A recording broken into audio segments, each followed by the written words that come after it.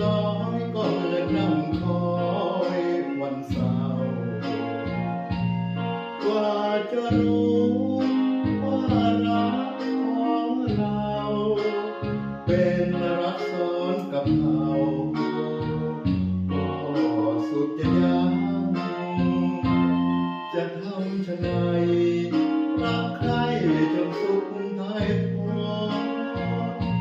มาดูเมื่อตอนก็รักเขาแล้ว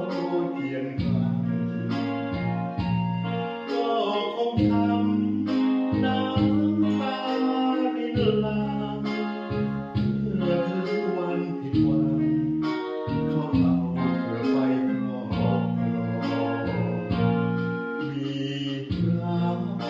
สอนรักหนักใจสุดคิดแก้ไขเมื่อเรามาเป็นที่สอง